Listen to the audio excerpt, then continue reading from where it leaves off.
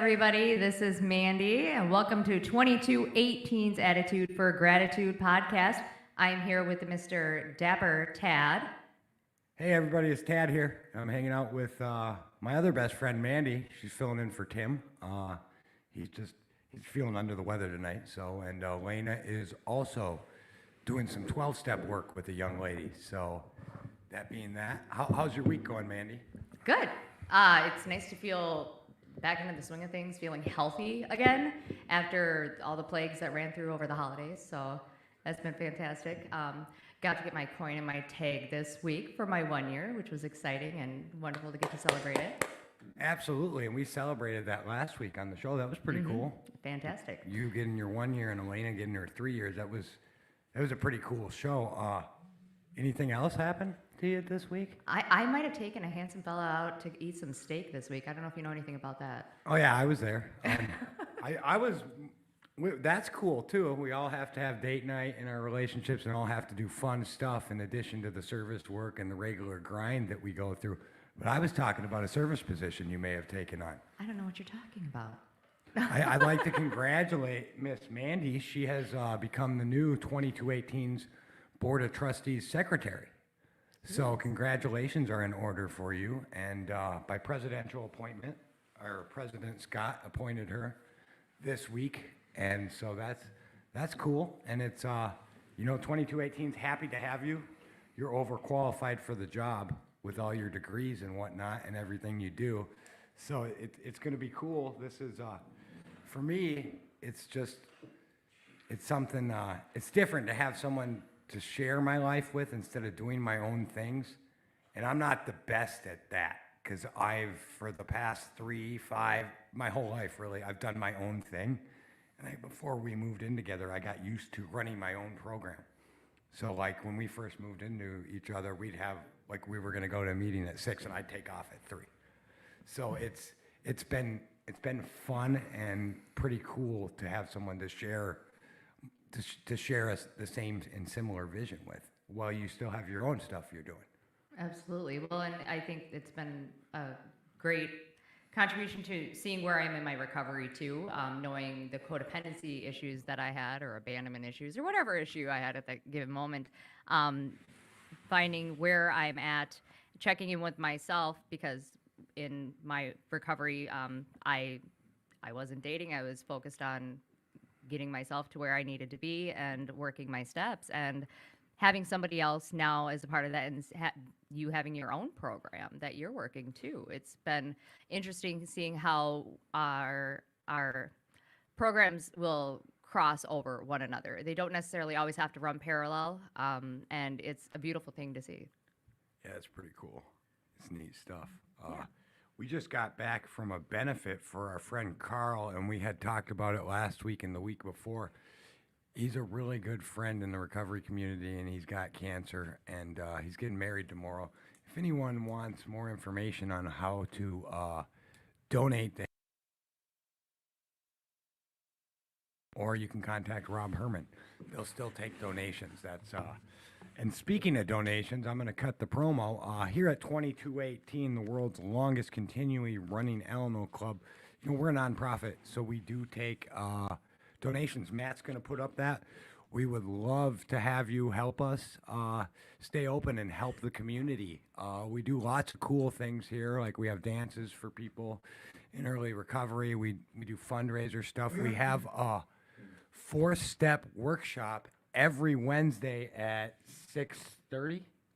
Yeah. Yes, at 6:30. If you haven't ever been to that workshop, check it out. It changed my life, and I've heard the same for a lot of people. And look, you don't have to go to the first one. Rick and Jesse will be the first to tell you, just go to one and get in there. And I know people who've gone to it for a year straight, and it gives you a real good perspective on things. And speaking of the 4-step workshop and Rick and Jesse, you guys want to say hi? They're our guests tonight. Good evening. That's Jesse. Hey, Rick. All right. And tonight we're gonna get into we'll chop it up since that's the thing I gotta say. We're gonna do the first step, and every month sequentially, this is the first month, we're going to do step 1. And then, next month, February, the second month, they're going to do step 2. So we're going to get into this. I don't want to waste too much more time because I want them to get through it. So I'm going to turn the show over to them. Here you go, guys. Okay. Excuse me. Well, I really haven't talked to Jesse at all about what we're gonna do, so we really have no idea. I haven't even spoke to him about it. And, This is on the fly. yeah, Well, you guys are great. You guys will do good. you got anything you wanna start with? I'm just, go ahead. What are you thinking? Let's do 12 and 12. 12 and 12? Couple of things that, Bill writes in the 12 Steps and 12 Traditions book. But it's really, it caught me when I first read this. He says, step 1, we admitted we were powerless over alcohol, that our lives had become unmanageable. He said, who cares to admit complete defeat? Uh-oh. Practically no one, of course. Every natural instinct cries out against the idea of personal powerlessness. And I love his analogy here. He says, it is truly awful to admit that, glass in hand, we have warped our minds into such an obsession for destructive drinking that only an act of providence can remove it from us. That's the first paragraph on. I like to inject in their destructive thinking. Right. I was going to say that, look, if you guys aren't a problem drinker and alcoholic, you can replace that with drugs or whatever the problem is in your life. Sure. Yeah. I found out something that's helped some of these guys. I found out that I was very physically addicted to booze. I was in withdrawal. I was having a lot of problems. I wasn't having DTs yet, but I was close. I was having lots of trouble with alcohol. And I found something else out that you can actually get over alcohol by taking crystal methamphetamine. You told me that once before, and I got the same response. That's how I got over crystal methamphetamine, was by drinking booze. Yeah, right. It's a great idea. It works perfectly. Yeah. My dad said to me, he says, well, you just switched addictions. I hated it when you say that. He was sober in AA. But, it really is. It's like changing seats on the Titanic, You got a window seat, but you're going down now, and it don't really matter. I was moving downhill at about 100 miles an hour, and then the crystal meth brought that up to about 250 miles an hour. You can try crack cocaine against depression. It will immediately lift you out of depression. Oh my God. Sure. And that will last up to 14 minutes. Up to 14 minutes. Oh my gosh. That reminds me. So the first time I went to treatment, I was 19, and meth user, and it was bad. And I never went to treatment to get off drinking. I avidly said, I don't see myself not drinking at 21. But that was the first time it occurred to me that I was messed up because I had told myself that it was okay to smoke crack.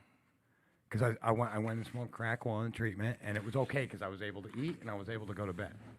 And my sponsor at the time, my very first sponsor, this man by the name of Tommy, or Tiny, he went to Fridley, and he was like, where in the world do you think anyone says it's okay to smoke crack? Think about that. And I was like, oh, well, compared to meth. And he's like, yeah, that's another thing you should probably look at. So I don't know. That just reminded me of that.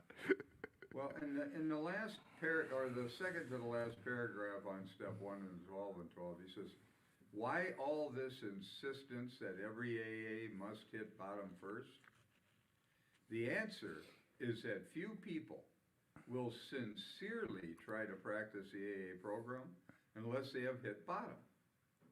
For practicing AA's remaining 11 steps means the adoption of attitudes and actions that almost no alcoholic who is still drinking can dream of taking.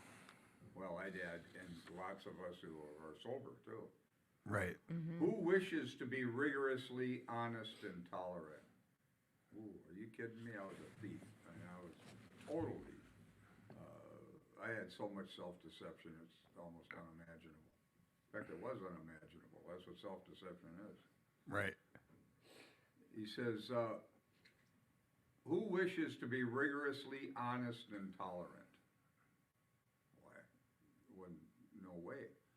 Who wants to confess his faults to another and make restitution for harm done? Confess my faults to another? You could see me do it and I'd deny it. You literally could see me do something and I'd deny it. Really? Wow. Absolutely. Who cares anything about a higher power, let alone meditation and prayer? Well, I was an atheist. I wasn't interested in any of that.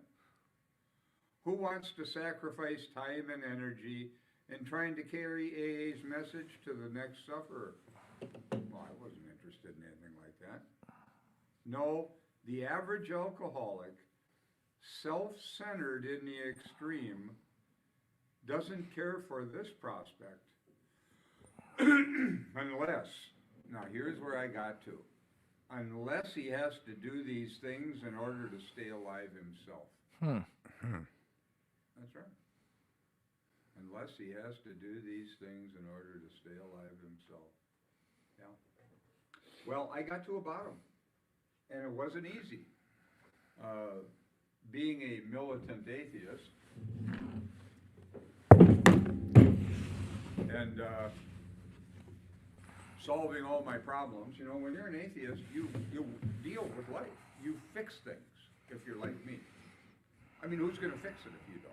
Other people are, and it won't be in your best interests. That's the way I felt. So I was solving my problems. For example, I was fixing my relationship with Pam and the kids. I had 11-year relationship, 2 boys, 4 and 6 years old. I was working on that relationship. She took the kids and left. This was after I got sober too, you know, did some of that.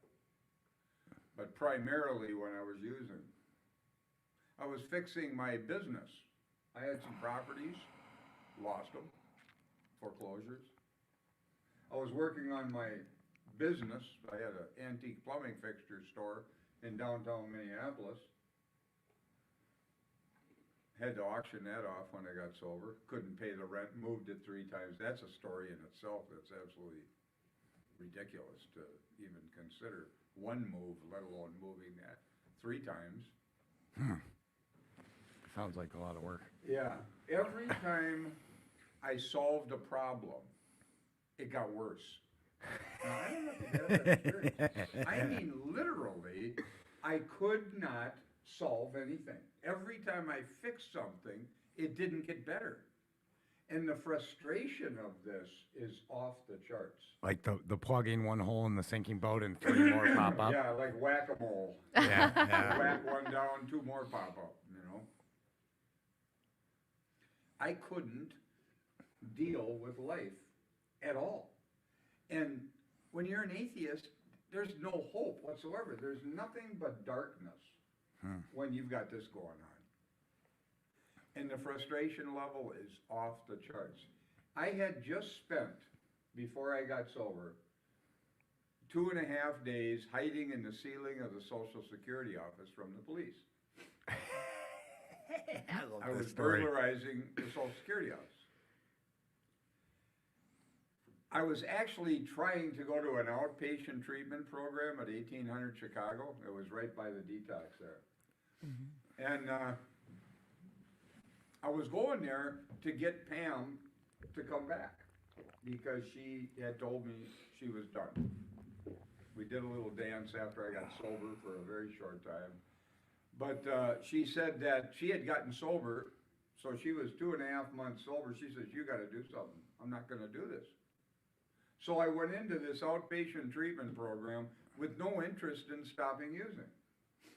I went in there to get my family back, to get the trouble to stop, to get my kids back, see. Now, this store that I had, we were doing a lot of illegal stuff. It was called Chicago Supply Company. It was down on 11th and 3rd Avenue in Minneapolis. And we used to sell identities. I had birth certificates. They were blanks.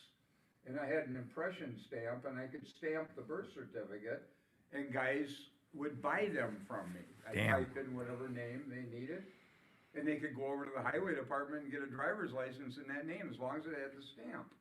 It was a stamp that put a Yeah. physical erasing of the paper, see, so you couldn't play with it. Well, Prove that it was to authentic. prove it was Yeah. authentic, you know. So I had a stamp, and I was selling identities. The guys I was hanging around with, who were hanging around my store, were trafficking heroin from Mexico, cocaine and speed from the West Coast. And they were selling it through my store. They had the whole Twin Cities area in the 1985 or so under their thumb with heroin, brown tar, coming out of Mexico. And I was selling crystal meth, and they were selling cocaine, which was not crack yet. They were freebasing and that sort of thing, shooting it. And this was all going on in my store. So the guys who were hanging around there, of course, with that comes the pimps and the prostitutes and the pornography, and you buy and sell anything you can get your hands on. Doesn't matter what it is, because you need money to feed the monkey. Say, you get $100 a day habit, you got to do something to keep that money coming in. Well, these guys were all involved in, let's say, sinister activities, to say the least. And these birth certificates, this was a pretty good racket, you know. So I'm going to this outpatient program, and I get a brilliant idea, as usual, that the Social Security office is across the street. Now, I've been in there for a couple of days in this outpatient program. I'm not exactly outpatient material, you know. And I get a brilliant idea. I could go across the street into the Social Security office. Maybe I could somehow, I don't know what I thought, plant records in their files or something and get Social Security cards to go along with the birth certificates. Now, you'd really have something if you could get a Social Security card to go along with it. Now, I don't know how I'm going to do this. It's just an idea, you know. It would increase your helpfulness. Yeah. So I leave the treatment center. I mean, I'm only in there for a couple of days. And I went across the street. It was an outpatient thing, so I got off at like 4 o'clock. And I went in the Social Security office, and I noticed, went into the men's bathroom, and I look up, and there's an access panel in the ceiling. So I climb up into the ceiling, climb up on the stall, go up in there and wait for them to close. Now, I had some experience with Social Security office because I was going to buy desks and things from them.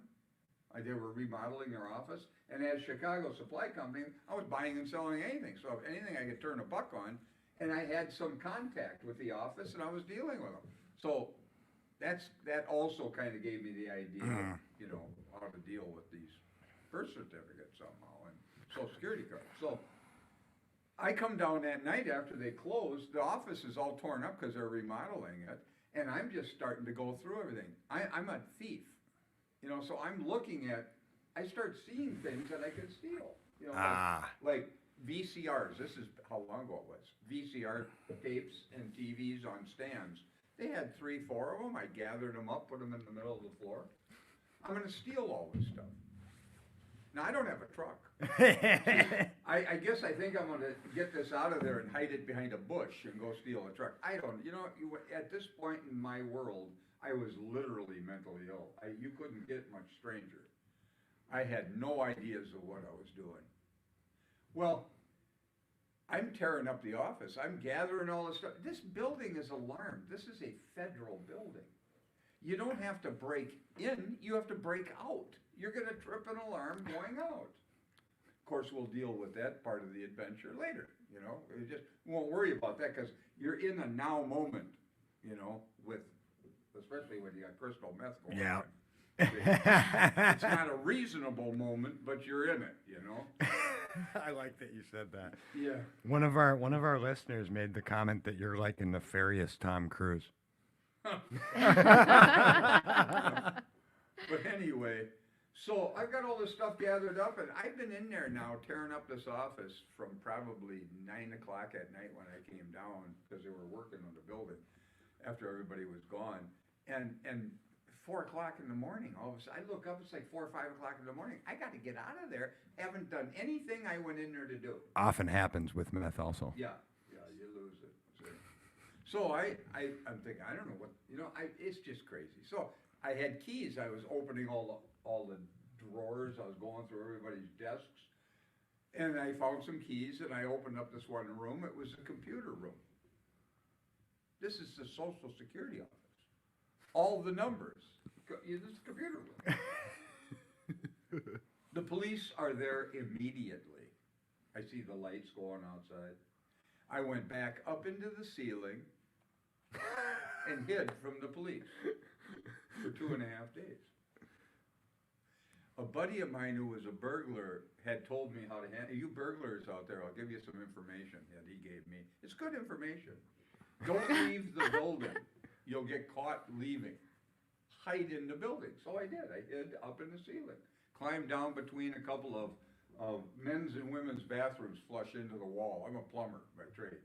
Okay. And there's a chase in there where I could climb down and they couldn't get in there. They were up looking for me during that next couple days because they didn't know where I went, see. But I outdistanced them. I was real skinny back then, about 130 pounds, had a 28-inch waist. Another Been there. byproduct. I looked like a skeleton walking around in bib overalls. Been there. Filthy, dirty, climbing around that ceiling. Well, I saw an opening to get out of there. But one of the things that happened in that 2.5 days is I had some time to think. I'm passing out and waking, Yeah. when you're exhausted, on about a 3-week run on that crap. But I had some time to think about what a lovely life I had going on. Pam doesn't want anything to do with me. I've lost everything. I got to move my store again, and I have no money. I don't know how I'm going to do this. Everything is a nightmare in my life. But I saw something that I'd not seen before, even though people had been saying it to me for years. You know what it was? Now, this is going to sound simplistic, but it's true. Rick, you're out of control. I saw it for the first time hiding in that ceiling. I got to a bottom in a ceiling. How's that? But I saw it. And it didn't matter that everybody else saw it. I had to see it. Yeah, that's true. Yeah. And I realized, even if I get out of here, it's only a matter of time. I'm going to catch another case and I'm going to go to prison. I cannot keep living like this. And I got down out of that ceiling that night. There were still workmen working on the place. And I went and I hit the front doors and I thought there'd be a push bar or something. And there wasn't. And I rammed into the doors. There were 2 doors coming in off the street, kind of like a real small foyer area, and then another couple doors that went into the building. See, you can go down there, you can look at that. You can even go up in the bathroom and see where I climbed up. I've thought about going in there a couple times just to look up in the bathroom. So anyway, I hit this thing, and I'm filthy dirty, and the door's locked from the inside with a key, and I can't get out. And I sat down in the corner, and I knew the workmen heard me because I bashed into this thing. I was trying to get out in a hurry. And I just sat down in the corner, and I did an Academy Award drunk act. I thought, maybe they'll think I'm just some drunk locked in here somehow off the street. And one of the workmen comes over, and of course he heard me, and he's looking at me, and I'm just laying there trying to make this look like I'm drunk, and I'm not drunk. And he grabs me by the arm and kind of helps me get up. Of course, I don't need any help getting up, but I faked all that. Yeah. And he grabs me by the arm, and we're walking along like I'm staggering. I'm putting on this act, see?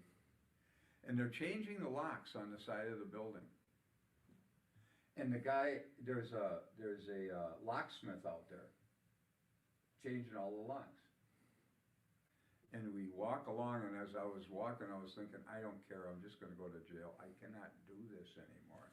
I can't take another bite of this life. And the guy's got me by the arm, he walks along, and he lets me go right out the door. He just walked me right out to the door. I had problems because they knew what I looked like, because I was dealing with, as a business situation with Social Security House. This guy saw me. I was very nervous about that. Had a beard, long hair, went and cut my hair off, shaved my beard off. I was in withdrawal. I was in withdrawal from all kinds of things. Right. And I was on the streets for about a week. At Pam's house, she doesn't want me there. She has had it with me. She wants me out.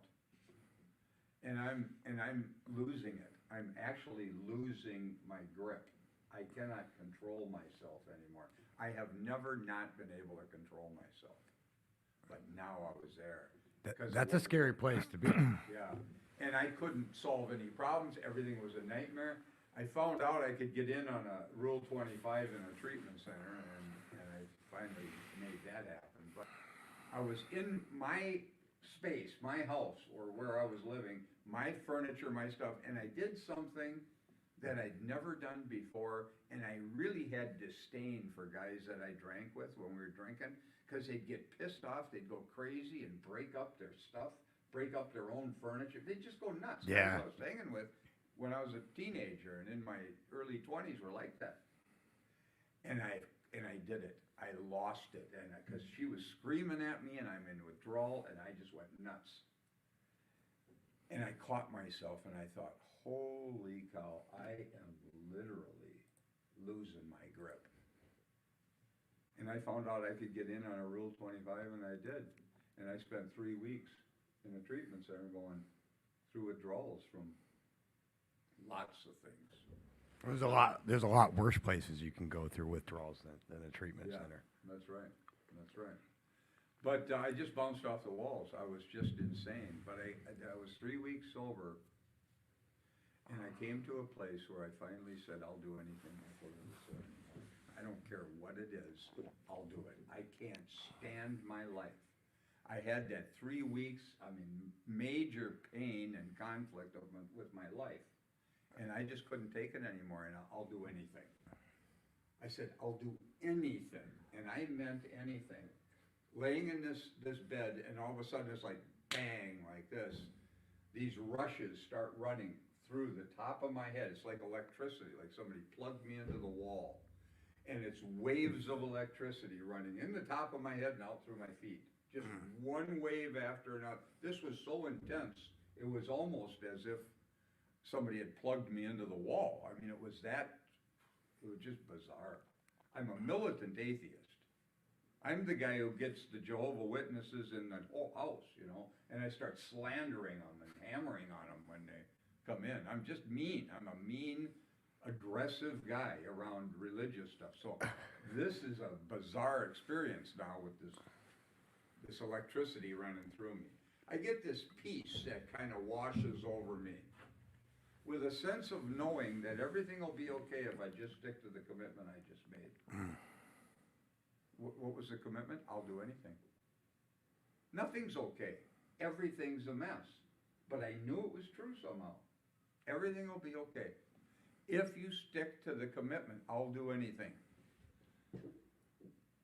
The experience is expanding. It seems like everything's getting bigger and brighter. It's just bizarre. It's so hard to put words to this.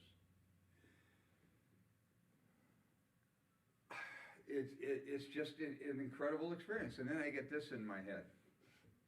Militant atheist. I get this. Jesus Christ. And I went, whoa, no. Not me, man. I got all the judgments, all the hatred. I can't handle that. And I literally couldn't handle it. It freaked me out. And I said, no. And I pushed it out of my mind, and everything collapsed back into my body. It was all expanding and opening, and all of a sudden it went whoosh, and I'm back in myself with all the pain and all the anxiety and fears, and I went, what in the world was that, man? Guys, I did something there that was significant. I entered into a commitment with God, and I didn't believe in him. How do you do that? I said, I'll do anything. And I meant it, and I still mean it. I'll do anything. That commitment is still in force. It's one of the reasons I'm here tonight, because I made that commitment. I never lose that commitment. Now, you guys who believe understand that. You believe sometimes, and sometimes you don't. Sometimes you got it going real good, and then sometimes you're just nothing. It's empty, For depressed, that sort of thing. right, for me, it's not that I don't believe; it's my actions behind it. What I'm willing to do, like it's on my part. It's But a it me comes thing. and goes. Yeah, it's on my part and how committed and how much effort I want to put into it. If my sobriety was dependent on my belief, I'd have been drunk a long time ago. My sobriety has been dependent on a commitment that I made. I made an uncompromising commitment, and that commitment's still in force. Alcohol and drugs were shut off like a switch. Just shut off, like if somebody flipped a switch inside of me. It's never come back. No urges, not, right now I got some history, guys. Yeah. 34 years now, you know? I've got some history. I can tell you no urges, nothing, gone. Just eliminated out of my life. You know what that was? The sixth step. I was entirely ready to have that lifestyle, the stealing, the all the crap, not just the alcohol and drugs, the whole lifestyle. I just went in a different direction and I never looked back.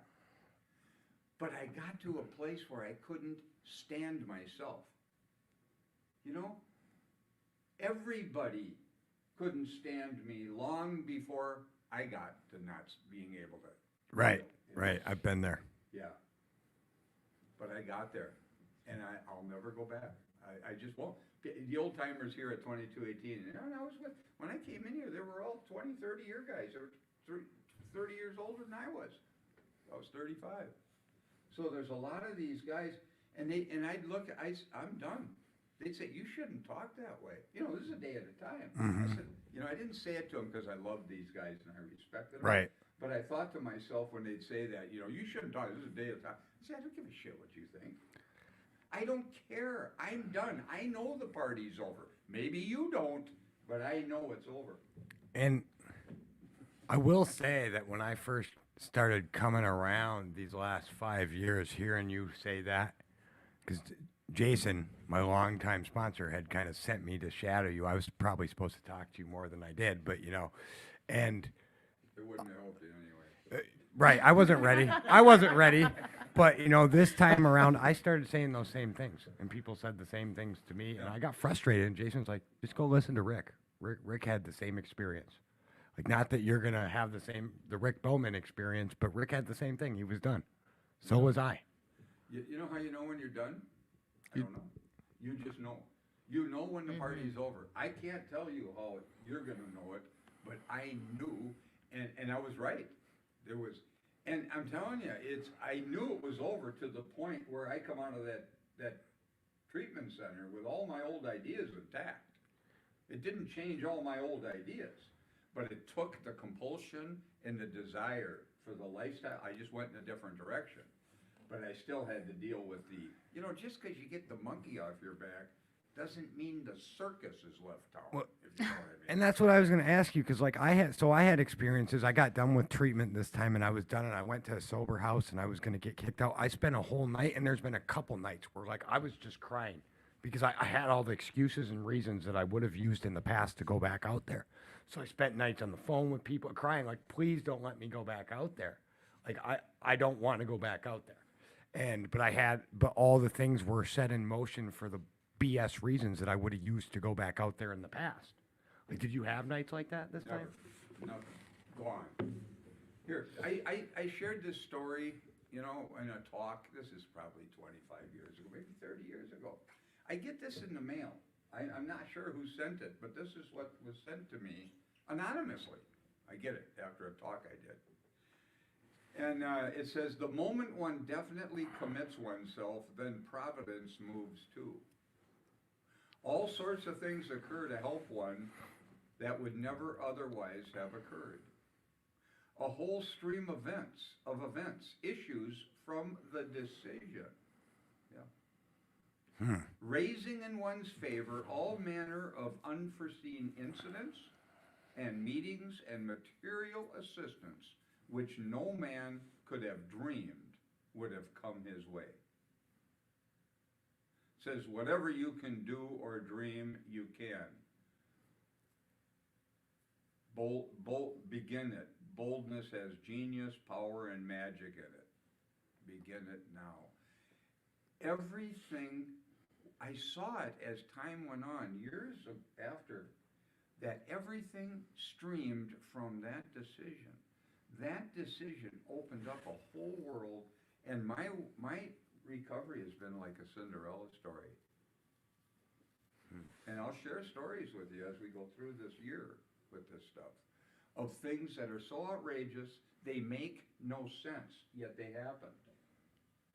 So, this is exactly true, what was said to me. I mean, it's been an incredible experience. Do you know what that's from? I did at one time, it was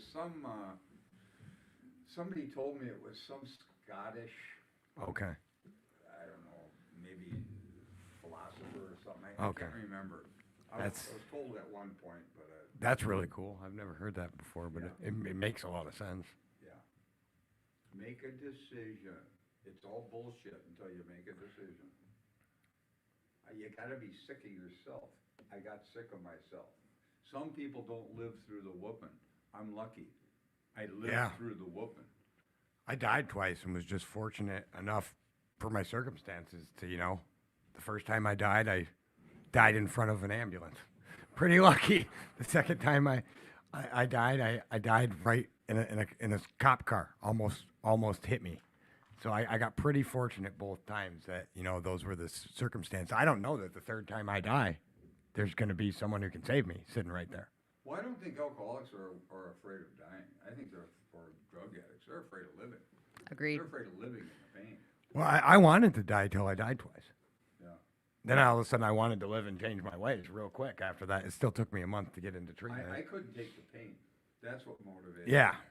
I see nothing but pain in that lifestyle. There is no value in it whatsoever, and that's why I say it's a sixth step. I was entirely ready to have that removed, and it was taken. It was taken. It's gone. So, anyway, enough of that. Jesse's, I'm sure, got Yeah, Jesse's probably got something by now. Oh my gosh, there's lots of stories. There's lots of stories. some of them are even true. Some of them are even true. But it's funny what leads up to this end. I think I can compress this a little bit, but I've been a lot of different things: a construction worker, and a farmer, and a truck driver, and I even went to college for a year, and I thought I was going to be an engineer, and I thought I was going to be a veterinarian, and I've done a lot of things, but over the time, I always kept moving. I always kept moving and trying to find a solution by finding a different place and a different group of people or a different vocation, Right. And I've worked in factories. I actually really always liked the factories. And but I liked a lot of places for a while Yeah. until everybody got on my nerves. If they were getting on your nerves to manage how much. Well, now I can imagine how much I was getting on their nerves, but You can't imagine anything when you're self-centered. exactly, it's always the other people. Right. So there is a point where after being hired and fired at a few different factories fixing machinery, I had a knack for it. And I've done that since I was a little boy. I made a riding lawnmower out of a red Flyer wagon and a self-propelled reel-type mower when I think I was about 5. Holy cow. Wow. Mom did not think that was a good idea. Dad thought it was very cool.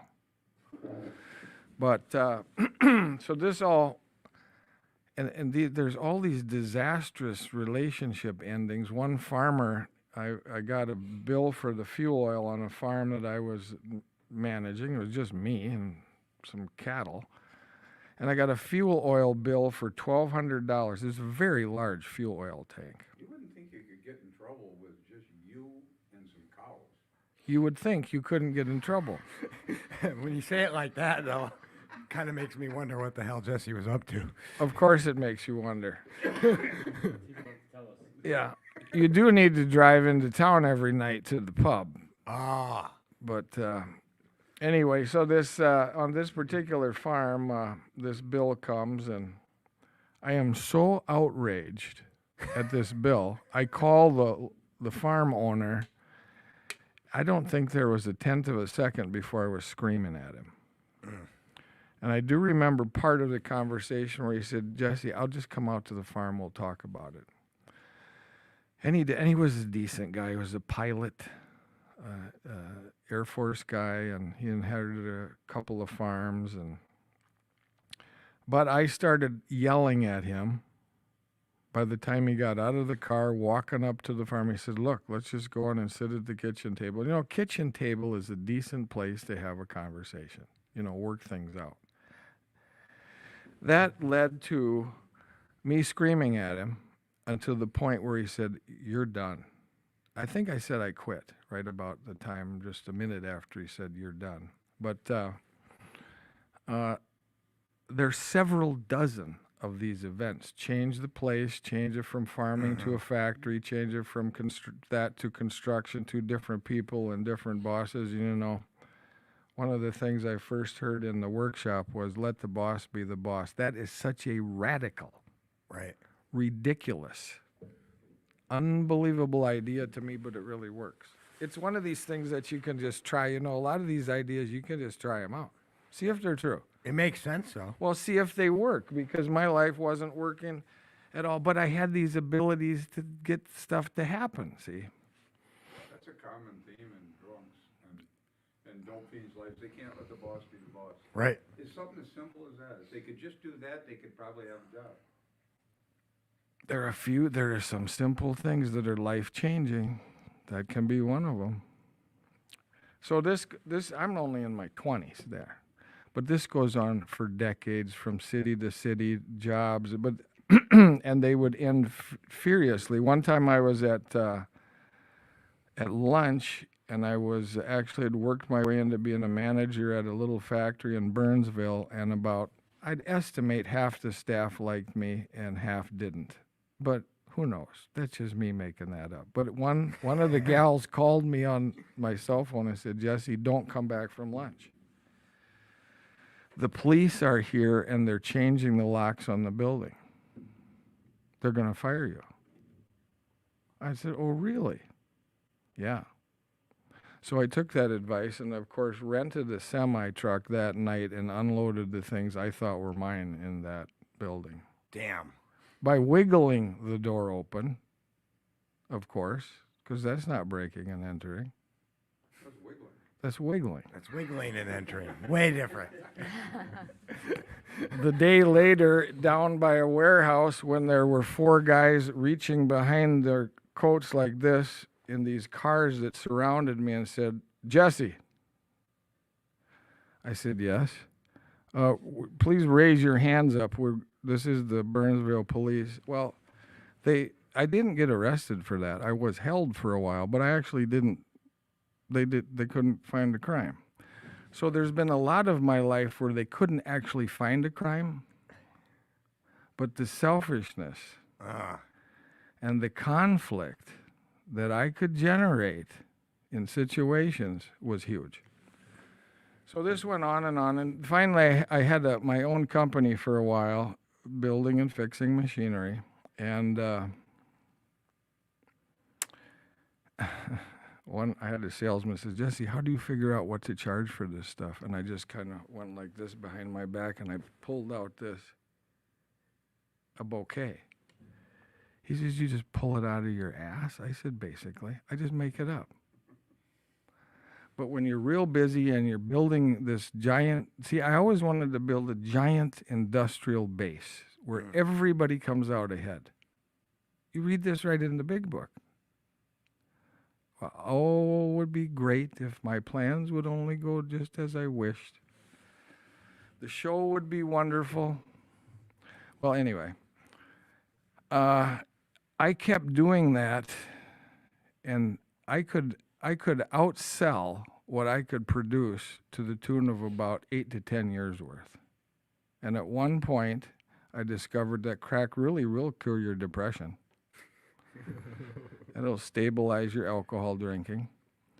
And somehow, there were a lot of people that never got the goods delivered. Hundreds and hundreds of thousands worth, close to 1 million. So they gave you money. I insisted on it, but they were getting referrals from other people saying, this guy will fix that stuff for you. He'll make it do whatever it is that So this strange combination of able or capable, but the twists and the deceptions and up all night on crack runs and overstating what I can do and overselling, I'm ending up with a lot of money. Out drunk. And I'm spending that money. Oh, yeah, of course. Yeah, I'm spending that money. So that led to the federal bankruptcy court in St. Paul with lots of unhappy people. Lots of unhappy people. And I remember sitting in there, and I remember this old salesman that worked for me. He was alcoholic, but he was really, he, like a lot of people in my life, alcoholics, non-alcoholics, were really trying to help me. Like my alcoholic dad, always really trying to help me. Lots of people have always been trying to help me. I didn't want to go to this bankruptcy, and Forrest says, Jesse, you have to do this. It won't kill you. You'll get through it. I've done it a long time ago. It's going to be all right. And so in shaking and withdrawals, I put on a bad suit, and I go to the bankruptcy court, and there's about 35 people. It's a room about half this size, and there's a federal bankruptcy judge. Those guys wield so much power, it's unbelievable. They don't have to check with anybody. They make decisions. Well, there's several of the crowd kind of talking to each other. There's 35 vendors and customers in there, and they're like, is he going to go to jail? Are they going to send him to prison? What are they going to do, this guy? And somebody asked the judge that, and he said, sir, let me assure you, there is no money left. There's none. It's all gone. And he said, and I've looked over these proceedings, and while I can find nothing that was done against the law, of course, they didn't know about the drugs, but he said, but I have to tell you all folks here, there's no money, and fortunately or unfortunately, it isn't against the law to be an idiot. so I'm like, whatever. And they weren't talking about the other people. they were talking about me personally. I figured that out. Yeah. I'm sorry, Jesse. That's great, though. Right at that moment, 3/4 of the crowd stood up and left. Oh, hello. So that was just, and it was over. And that's really what bankruptcy is for, is to end a problem. Well, it didn't really end there. I thought I could move out to the country. That's always been kind of because I was born in the country. If I just get out in the country, away from the drugs, and You'll be all right. I'll be all right. Yeah, I've done that. So I moved out to my mom's house out in a small town out on the prairie. I didn't think I could find any drugs, but I decided, much like you said, I could probably be okay on the booze again. I was on the booze since I was about 10 years old. Well, there's people. We'll just say back shit if you're on the booze because it's back legal. off the drugs, back onto the booze. That worked for a long time. Not, but seemingly. Yeah.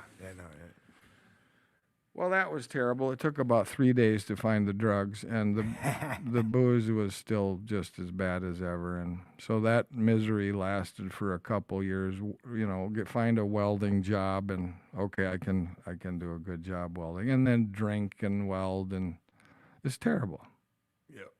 So I just had another relocation once again, but I did have on a beautiful fall day. It was my birthday. I heard the voice. Jesse, go back to the cities. I looked around. It was that clear. I took a breath, walked into the office. I said, Ray, I guess I'm moving back to C's. I said, you just moved out here a couple years ago to get away from the hubbub. I said, I know, but I have to go. I just heard the voice. And he's like, what? Jesse's back on the shit is probably what he thought. Yeah, exactly. And it would be rightful to think that. So I did, and that was tough going. And I stayed with this guy, Forrest. He was awfully kind to me. But I was back drinking and using here, and then I had this resume, and there's president. I was the president of my own company. I was the boss of this plant. I was the plant manager here. I was the supervisor here, and there's this long resume. And I was taking that out into the world thinking, I bet people will just be amazed all of these things that I can do. They weren't. Do you know how long I was at each one of these jobs? A year. A year or 2 or 3. Yeah. It never occurred to me, because I was trying to suppress it in my mind, how disastrously each one of these ended. Yeah. Like that was not going to be obvious to anybody else. Well, it's not your fault. It was never my fault. Hell no. Well, it's either the booze or the drugs, so it's the other That's people. fault. Yeah, it's always the other people. They're jerks. They just don't understand. Well, because you're a good guy. Exactly. Oh yeah, Jesse's the good guy. Yeah. I always forget that. See, this is a very different way to get to the same place. But if you think you're a good guy and there's a conflict in a situation, it's going to be real obvious who the bad guy is, and it's not me. Capiche? Yeah. Okay. Oh man. Now, if you live your whole life that way, it's going to be very difficult to ever start to look at where the problem is. Right. If you're always the good guy. Exactly. This is going to be very, very difficult to ever start to see where the problem really lies. Well, I finally got a job in a hardware store. I mean, he's the only guy that would hire me. After all these big titles, so to speak. And I certainly am capable of working in a hardware store. I know a lot of stuff in the hardware store. And that went on, and so did the drugs and the alcohol and the depression. And that went on until one night I took a whole paycheck. It was probably $360 or so. And I didn't drive the car to a bar on O'Hara's or O'Gara's right on Central. I didn't drive. I'd had 4 DWIs by then. And there's certainly one of the best ways to not get a DWI It's to not drive. is don't drive. Well, I walked. Yeah. I didn't have a license for like 10 years, and when I started drinking again after my license, I just quit driving. It's the only reason I don't have a DWI is because I just quit driving. when I was using That's one way to do it. So I'm not looking for drugs per se, per se. but I do need some relief once again. This is a daily thing. I can get through the day, but oh my God, is it tough at the store. So I walk up to the O'Hara's or O'Gara's, and I walk in, and at about 8 double, I think it was vodka tonic with the little lime juices, and about 8 doubles of them, they're not even phasing me. Oh shit! One of those days. They're not phasing me. But you know what happened? Down the bar, all the way in the back corner, a guy goes like this. You ever seen that? Oh yeah. He knows what that is. The nod. The old nod. I got something for you, boss. The old nod. My new best friend is obviously down at the corner of the bar there. And Can't control his head. obviously. He got some kind of head tick. So I woke up the next morning at my apartment. I have no idea. But the money's all gone. Now this has happened hundreds Oh yeah.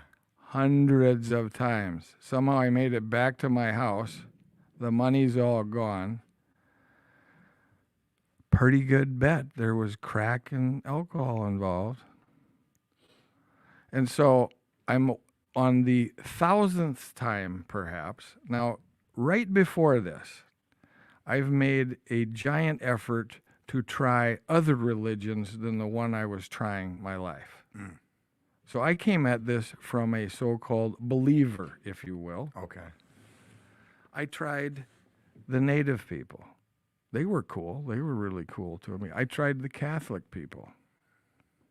Well, that was different. Lots of structured stuff, but very similar to what I grew up with. I tried go to those church, the other church. I tried the Muslim people. That was a whole different book, sort of. But I did something similar. But they were kind to me. I've got to say, all these different religious people that I went to, the Buddhist guys, they were kind to me. They had another angle on things. But I couldn't go and try to do what they were saying and have any luck with it myself. But I have to say, they were all very kind to me. Well, this morning, waking up and my head is banging. It's just terrible. I'm coming off of drugs and alcohol for the thousandth time. I don't know. And I want to die. I don't want to die.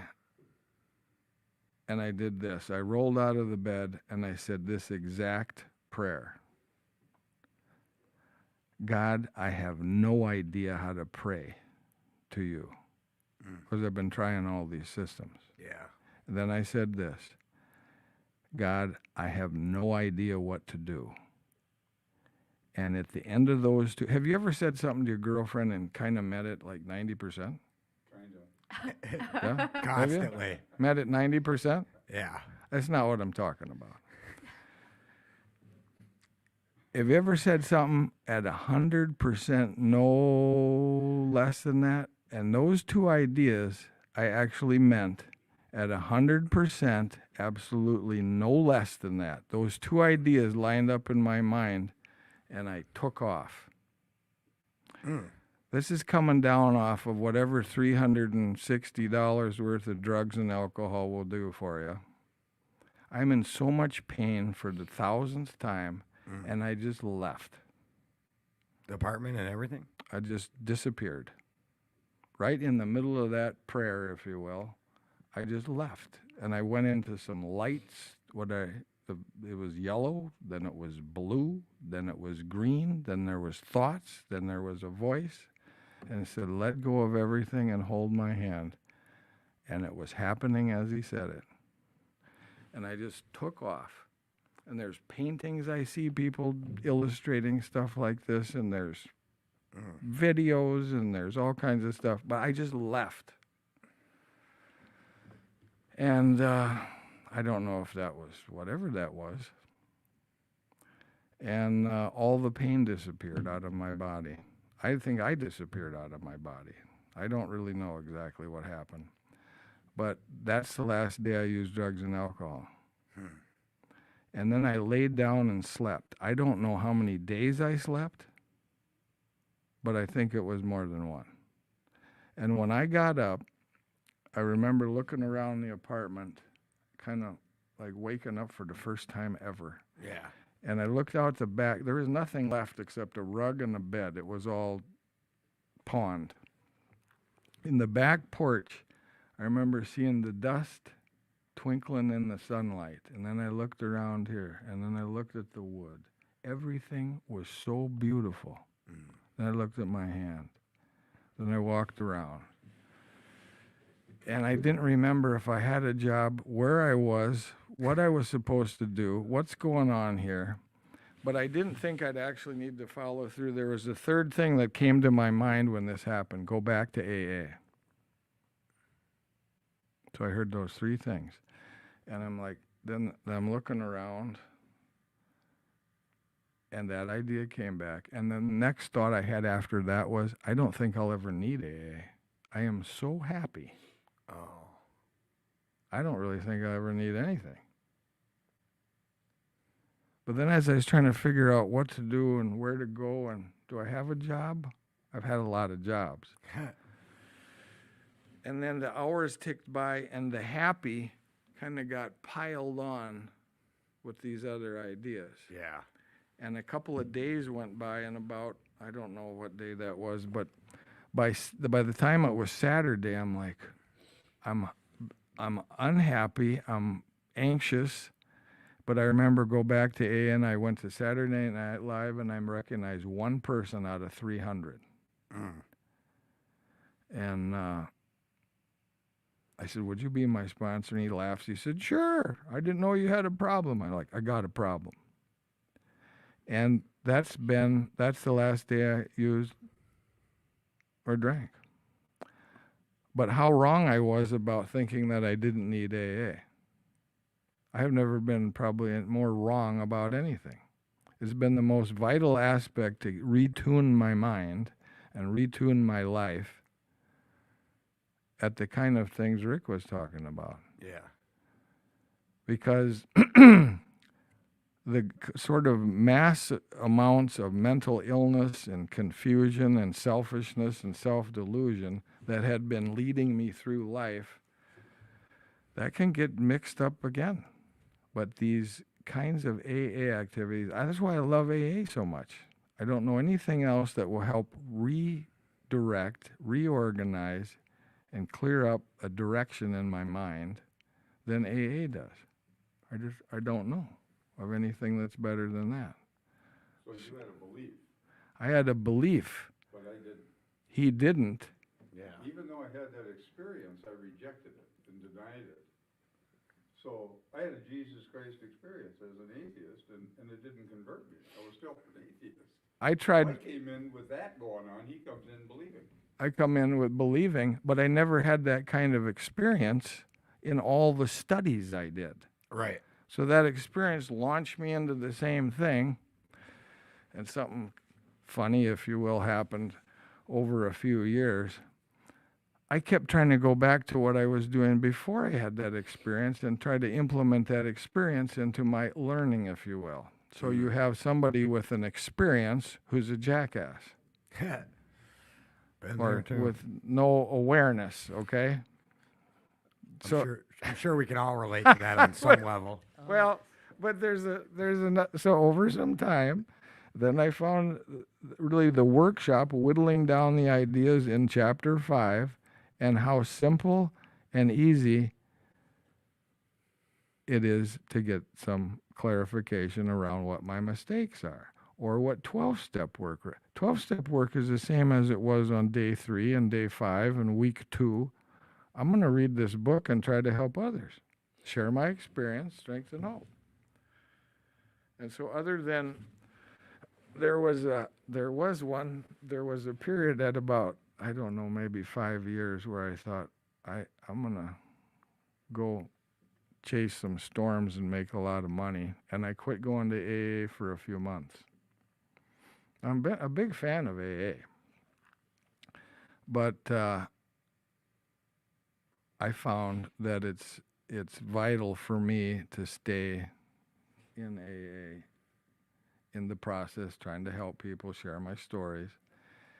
Because even though I was making a lot of money and I was talking about spiritual ideas after work at the construction sites, out in the restaurants, in the parking lot, there was something kind of missing. Mm-hmm. And the AA was missing, and so at one point it got those heavy clouds came back into my mind, and I went to an AA meeting, and it changed immediately. I got involved in that was really great.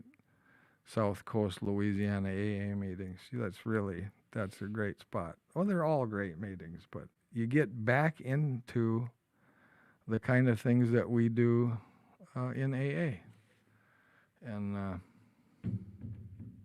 there's a few stories. That's one thing I always kind of wanted to do. I don't know why, because I've seen people go around the world, go to different meetings, and they got key tags or coins or whatever, or they collect the big book in different languages.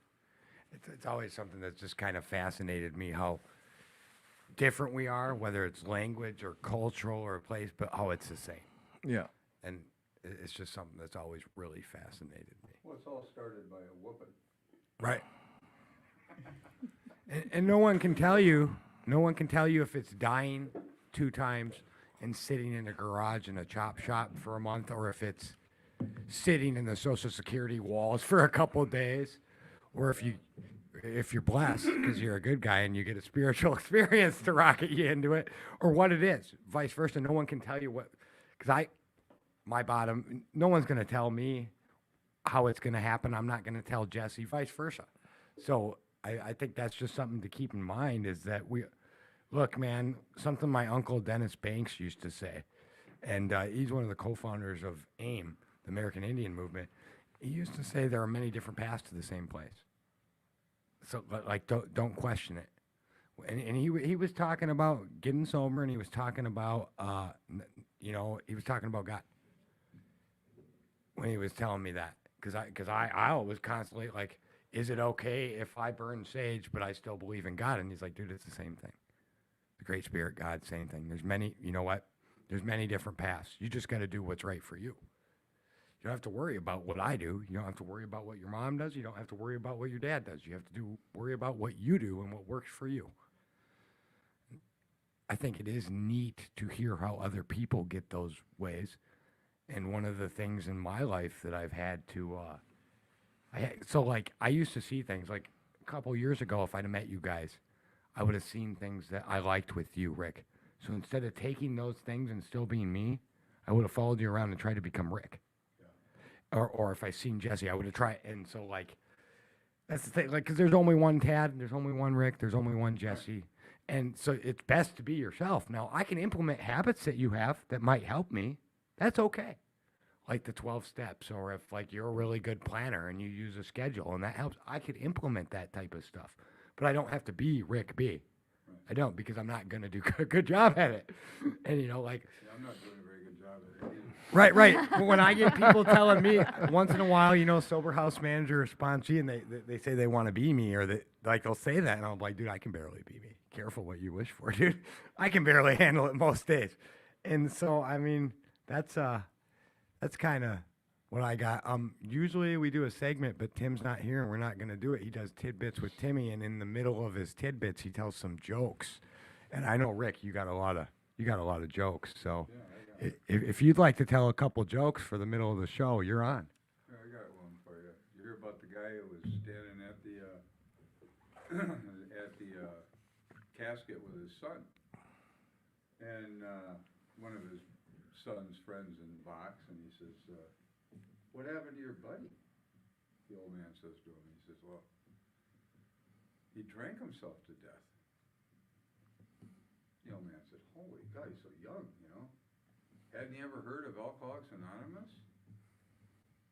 And the kid said, "He wasn't that bad." Dang. You got any, Jesse? Give me a minute. I know Rick's got another one. Yeah, he does. First time I went out to eat with him, he hit me with like 13 jokes, and I wasn't expecting it. Okay, what do you, I was thinking about, this has been true for me a couple of times. What do you call an alcoholic without a girlfriend? What? Homeless. Oh, man, I've been there. I got one that people don't like, and I am an NA guy, so I'm going to get some shit for this. What, and I gave the answer away too. What has 20 eyes and 2 teeth? The front row at an NA meeting.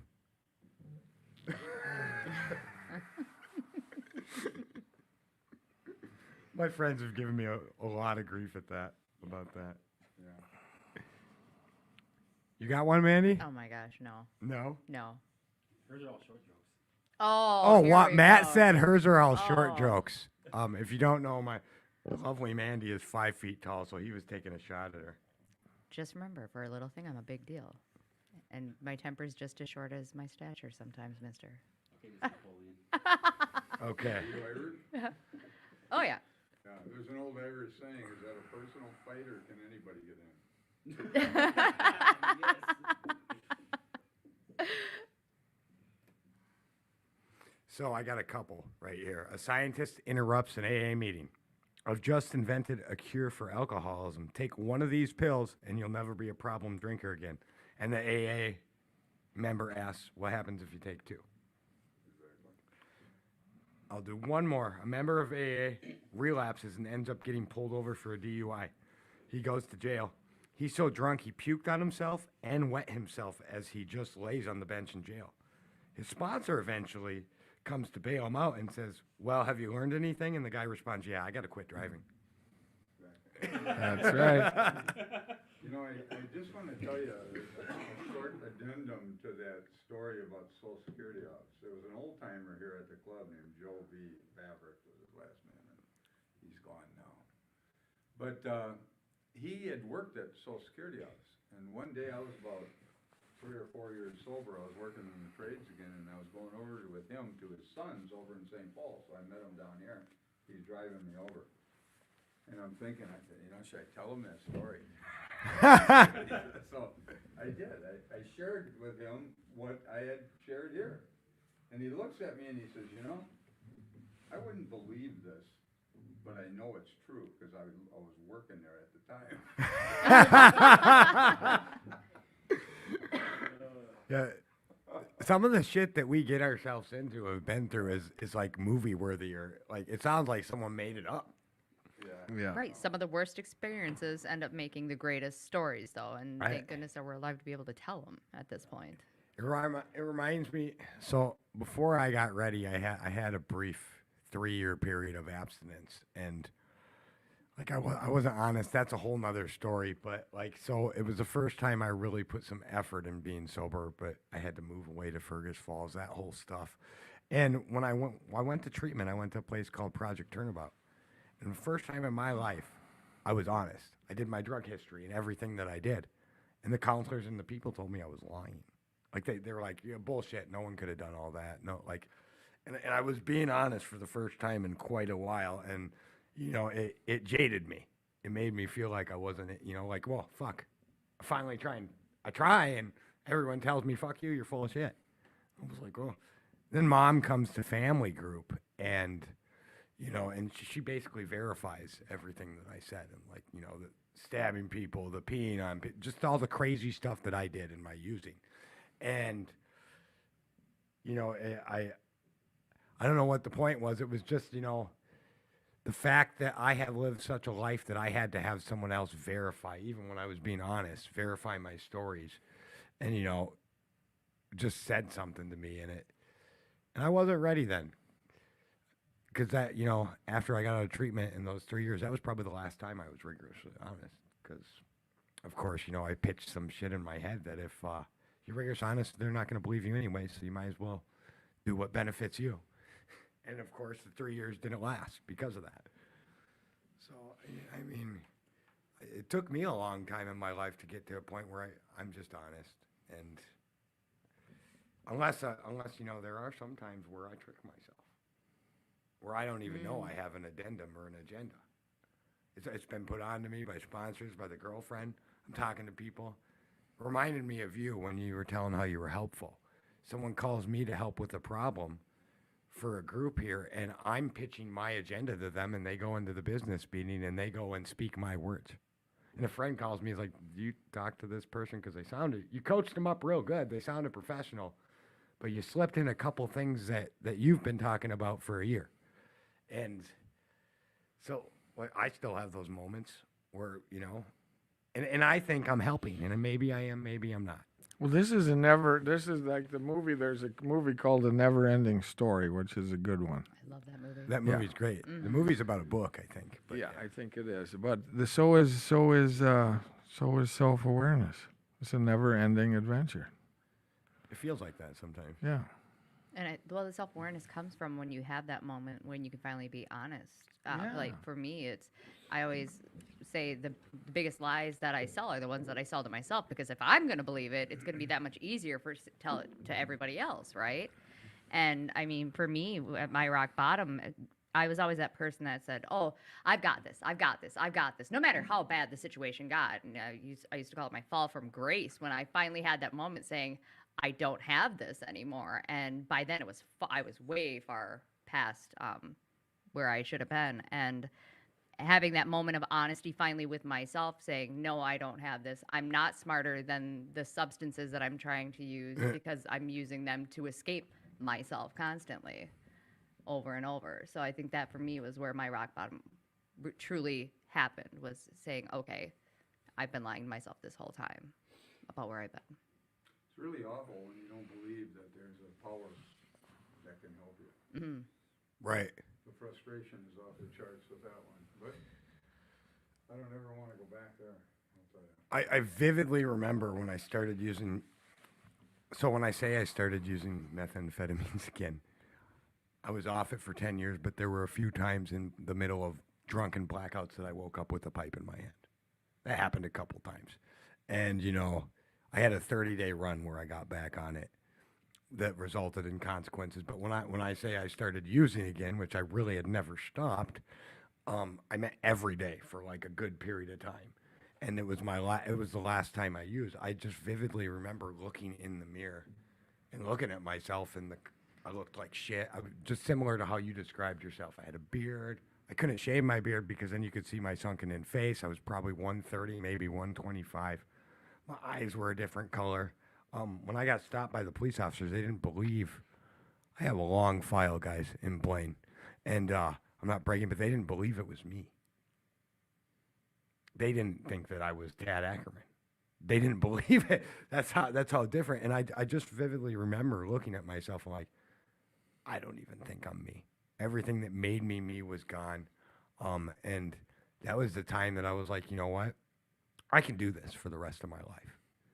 And I really thought that at that moment in time. And I remember before I overdosed, or in the middle of the 2 overdoses, I told my mom I was probably going to die in a blackout, and you know that she should plan, because I've already died twice. You know, let's figure that it's going to happen in the next year. I don't remember this conversation, but luckily I told her if I showed up, that you need to call the cops and get me in somewhere, because that's going to be your opportunity, because you never know. And fortunately, that's what happened. And thankfully, you know, the Coon Rapids Police Department was very patient with me, because I hadn't committed a crime, but I guess they fucked around with me for 3 hours to get into their car.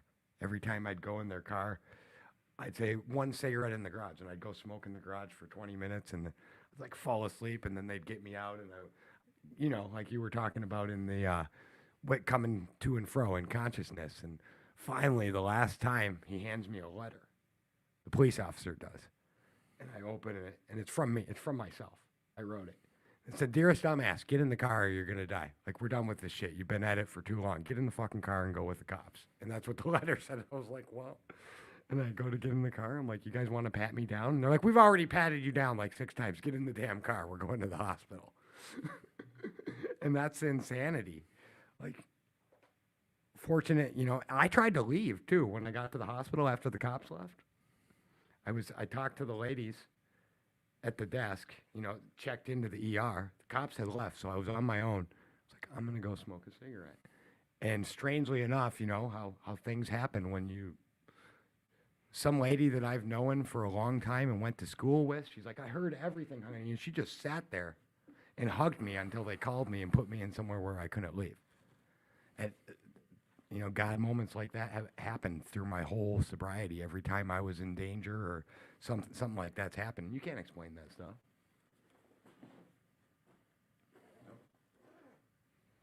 You got some stuff in the book, Jesse? Well, I not necessarily, but the things that came to mind were just some of the simple things in Bill's story. And simple but not easy. A price had to be paid. It meant destruction of self-centeredness. I must turn in all things to the Father of light who presides over us all. These are revolutionary and drastic proposals, but the moment I fully accepted them, the effect was electric.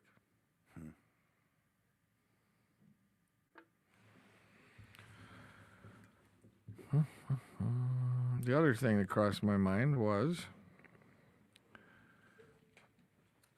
abandon ourselves with enthusiasm to the idea of helping other alcoholics, to a solution of their problems. It was fortunate for my old business associates remained skeptical for a year and a half, during which I found little work. I was not too well at the time. I was plagued with waves of self-pity and resentment.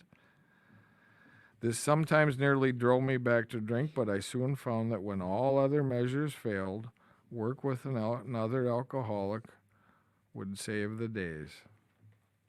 Would save the day. I've never found that to not be true. Mm-hmm. Never. Wow. I think that's when the accountability piece, getting to talk about, here's where I'm being honest and being able to express it to someone else. And for me, it was releasing shame in that because they said, hey, to some extent, I've been where you're at, Sure, right? sure. Absolutely. I love it. What else you got in there? Well, many times I've gone to my old hospital in despair. On talking to a man there, I'd be amazingly lifted up and set on my feet. I cannot tell you how many hundreds of times driving out to a 12-step commitment, my mind changes on the way. And then once I get there and we start talking about these kinds of ideas and sharing stories, bing, like nothing else, like no other sort of thing, not like a drug, but it just Right. lifts me up. It's a design for living that works in rough going. We commenced to make many fast friends, and a fellowship has grown up among us, of which it is a wonderful thing to be a part. The joy of living we really have, even under pressure and difficulty. I've seen hundreds of families set on their feet in the path that really goes somewhere. Seen the most impossible domestic situations righted, feuds and bitterness of all sorts wiped out. I've seen men come out of asylums and resume a vital place in the lives of their families and communities. Business and professional men have regained their standing. There's scarcely any form of trouble and misery which has not been overcome among us. I've seen all this in all kinds of forms. I've seen this happen over and over and over. See, the first step for me has never looked like AA never looked like a program of not drinking, because it was shut off. I never thought of it in those terms, because it was gone from me, Right. How right that is when you start to read chapter 5 and realize it really has nothing to do with booze. It's not the problem. It's the way I deal with my problems. Yeah, I was gonna say it was a solution until Yeah. it's not. Well, that first meeting I went to on that Saturday night, by the next day in the kitchen, Steve, we opened up the book to page 62. Yeah. Self-centeredness. Well, this is what Bill says here. He says, my friend, he's talking about Evie, had emphasized the absolute necessity of demonstrating these principles in all my affairs. Particularly was it imperative to work with others as he had worked with me. Faith without works was dead, he said, and how appallingly true for the alcoholic. Now here's the point. For if an alcoholic failed to perfect and enlarge his spiritual life through work and sacrifice for others, he would not survive the certain trials and low spots ahead. That's right. If he did not work, he would surely drink again. If he drank, he would surely die. And then faith would be dead indeed. With us, it is just like that. See, that's the thing, and that's where the other steps come in. I did this as an atheist for a number of months. I didn't come to believe for a while, and it was very different. We'll talk about that next time, Yeah. But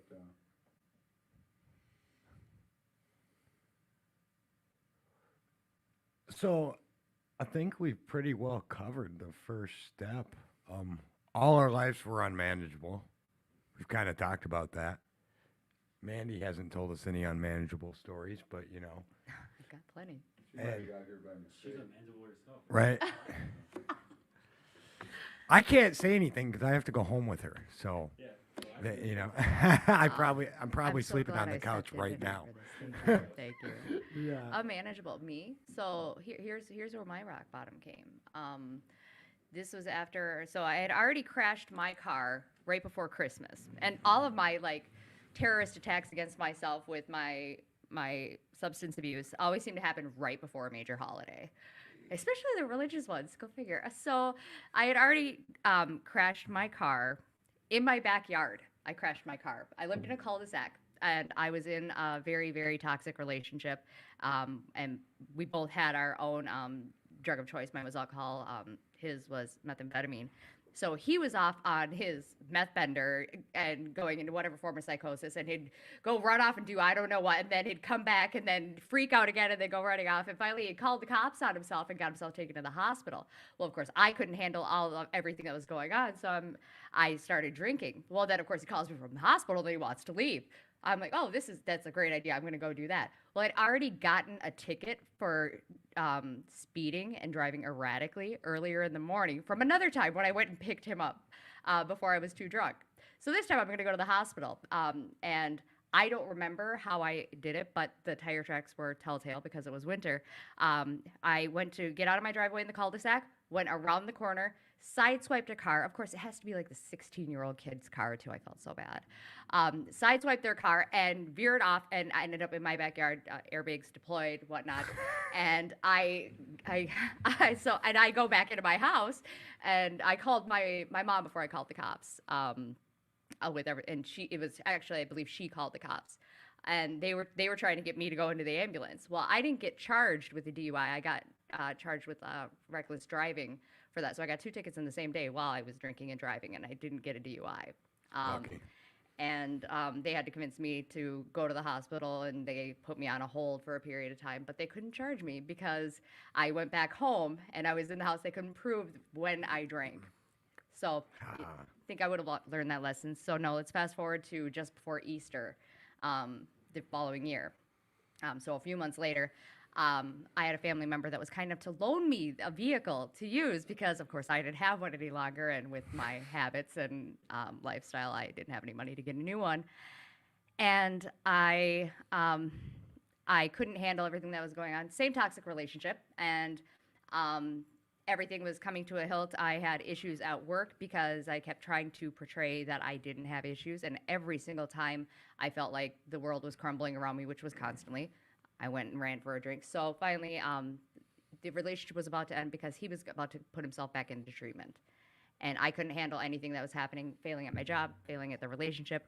My relationship with my children at the time was crumbling. And I went out and I'm just going to go have a bloody.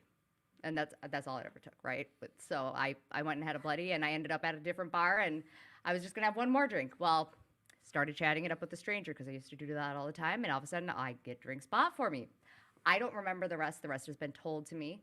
The toxic boyfriend tried getting me at the bar that I was at because I called him saying, "Gosh knows what sort of gibberish," and obviously things weren't well. So I took off in my vehicle, hit a rock of some sort, and the car was sitting on the side of the road when the police arrived. And the then boyfriend ran off somewhere because he didn't want to deal with the cops because gosh knows what he was probably on at the time. And I was sitting there. The keys weren't even in the ignition, but I hear that apparently the cops don't like it when you try to put the keys into the ignition when they're checking in on your well-being to see if you're drinking and driving. So that No, was because you kind could of- hit him. that sealed the deal for me. And I ended up going to jail. It was terrible. I was suicidal. I was going through a ton of stuff, and they didn't like me in booking. They really don't like it when you're small and flexible enough that you can get the cuffs from behind your back or on the front of you. They attacked me like I was going to assassinate the president. That was terrible. But it was in my cell. After getting moved into a cell with this cellmate, that was the first time that I truly, truly prayed. And I grew up in a religious family, grew up Catholic, used to say prayers with my children at the end of every single evening. And, at the end of the prayer, I remember when I was growing up with, you'd say, God bless this person, that person, whoever in your life you wanted to have God look out for. And with my kids, I always used to say, God bless everyone and everything, right? Because why do we want to keep anyone out? And I realized it was going through the motions when I said prayers like that, because when I was in that jail cell on my knees, I just begged, and I felt the prayer inside of me, and I begged for the wisdom to be able to know how to get through this, the strength to know how to get through this, and the support that I needed. And that was the very first time that I truly felt a connection to God. And he's shown up in various forms, because of course I didn't learn my lesson after my DUA. I had to go out a few more times and have the experience before the lesson was really learned for me. But that for me was that big rock bottom that just absolutely finally shattered my life and the lies that I had surrounded with myself, that I could still somehow manage to get through the entire mess that I created around me. So there's my story. And you're sticking to it? Absolutely. So, like, we have all these examples of that were unmanageable and that we admitted we were powerless. There they are. I mean, I think you guys got anything else on step one you guys want to cover tonight? So, we choose not to do segments when you guys are on here. We filled in for Tim, who's not here, and did some jokes. You know, one of the things I'm wondering when Elena's here at the beginning of the show, she does self-care. So should we all like talk about something that we do for our own self-care for the listeners? Because there's a lot of 12-step work. I have to take my TAD time. That's my paramount. I have to make sure that I take time for myself to be alone. Otherwise, because I'm around people a lot. But in doing that, also, I have to make sure that I'm not being selfish in taking my TAD time and I'm giving my significant other her time with me. So it's, it's balanced, but I'm around people a lot. And if I don't get a couple hours when I'm running sober houses up here at the club or I'm bouncing, if I don't get a couple hours to myself to organize my thoughts, I don't show up the best. Well, Bob and I, the guy I used to do the workshops with, he died a couple of years ago. And Bob and I were talking, this is probably 30 years ago, and I said something to him and he looked at me, and I mean, it just kind of came out of me. And I told him, I says, all my life I've tried to help myself directly. I've tried to do for myself. Right. And I told him, I says, today I know I can't help myself directly, but I can help myself by trying to help somebody else. Mm.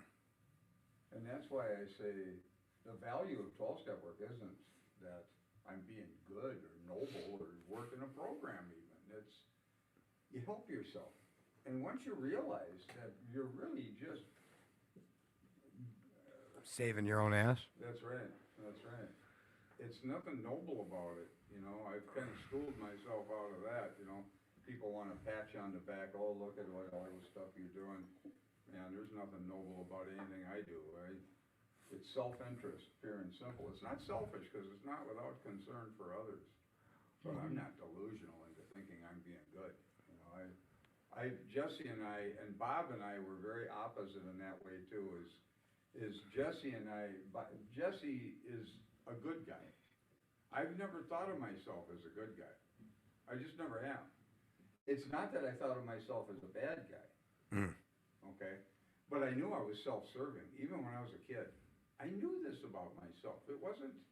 I didn't do anything without wanting something, And I knew I was doing it. I didn't think, well, I'm being good somehow. And that, it wasn't like that. I was very clear that I was self-serving, and that's been an asset and a liability. I mean, it's not something to be particularly proud of, because I can tell you I was almost sociopathic with it.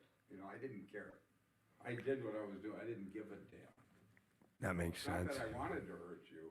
I just didn't care. So if somebody was going to lose, it was going to be you, not me. Mm-hmm. And I knew this about myself. See? Which makes it easier to start looking at the selfishness. But with a good guy, the first step, I've got to get out of the delusion of the goodness. Then I can start seeing where the selfishness is. It's more of a zig and a zag. Got to back that out of the picture to really start taking a look. at the selfishness. I think more people are of Jesse's variety than they are of mine. I would just, it's not good. It's not good when you know what you're doing and you don't give a damn. And I think like I'd waffle kind of like so when I'd start once I'd start using and get to that point, that's when I'd get to be more like you.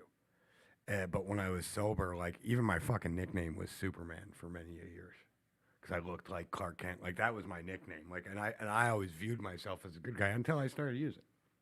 When I started using, that went away. And you know, like my first year of sobriety, I had problems, conflicts with people, and I always was in the right because I was trying to help people, helped other drug addicts. You couldn't tell me nothing. I don't know if you guys remember how boisterous I was when I first came into the program or not, but because you guys didn't have to deal with me. I was kissing your guys' ass when I seen you. So because my sponsor, you know, he says a lot of nice things about you, Rick. So and I always thought I was the right and the good guy. And you know, at some point, I just realized not only what you guys are saying about the self-centeredness and stuff, but there's a gray area. It's not either or, and I don't have to hate Jesse because I disagree with him. We don't have to even be enemies because we have opposite points, and that was a wonderfully new concept for me. And also the fact that once I had gone through the steps, I didn't hate myself anymore, which was weird. So now when people disagreed with me or said something about me, they weren't personally attacking me, which was crazy. Once I realized that, because no wonder I argued with everyone because I thought they were personally attacking me if they didn't have the same viewpoint at me. I felt like they personally were telling me, you're a piece of shit. You're a horrible person. You're not good enough. And that's what I was hearing when, just from the simple, you know, no, I like black, not white, just from that. And that's what it was a crazy concept when that switch flipped or whatever. And it happened sometime after I got through the steps. And I just remember one day I woke up and I didn't hate myself anymore. Now, I'm not saying I bought myself flowers and told myself I'm the best guy in the world. I just wasn't sick of looking at myself anymore. Well, I get a lot of credit I don't deserve, good and bad. Right. Well, and you guys were one of the inspirations for why I wanted to do a podcast. We've kind of talked about that at dinner before, but the way you guys do, I wanted to do my own thing, obviously, because I'm unique. I'm just kidding on that, but you guys and your the way you guys do your workshop, I wanted to do something. I just didn't know what. I always thought it was going to be writing a book, but you know, obviously, I don't want to write a book. Who has time for that shit? I'll tell you a funny story about Bob. Bob and I, I asked him to do these workshops with me probably 30 years ago. And I was doing them with another guy named Chris, and he was married, and it was just a big commitment. And I knew I was interfering in his relationship to some degree. Right. And we just kind of decided that he wasn't going to do it. And I asked Bob to do it. And years later, Bob asked me, you know, he'd been thinking about that. Why did you ask me? You know, like, what was it about me that was so fantastic that you wanted me to come and do the workshop with you? That's kind of what he told me. That's kind of what he was thinking. And when he asked me that question, I just looked at him and I said, because I knew you'd do it. That's have you? No, well, he didn't have a life. You Right. know, like Chris had a life, you know, going on. And Bob so he looked at me kind of disheartened, but he knew it was true. You know, Right. I knew he'd do it. That's He how. would make the commitment, you know, and stay with it. Have you heard the story about? That's how Tim became my co-host. Same type of deal. I wanted to do this podcast. Eric said, we'll set you up. We'll do it. The guy, I had two other people in mind for it. The one guy was flaky, love him to death. And the other guy didn't answer my calls till after the podcast. He called me a month later. I'm like, I already got Tim to do it. I said, when have I ever called you 7 times in a week? And he's like, I knew when I heard your first episode that's why you were calling me. But Tim happened to be here on a day. It was Give to the Max Day. And we went live on air for about an hour when they were playing music, and me and Tim just talked about our recovery. And then I was like, Tim, do you want to do the podcast with me? I need a co-host. And he was like, absolutely. 2 weeks later, we started the show. And that was kind of how it was. And, you know, from that point on, it's been, you know, tires on the road, as they say. I will say, you know, I just got to mention this one. I think I'm weird, and I probably am a little bit. But my one of my goals when I first got sober, so my home base of treatment operations or detox was Unity Hospital.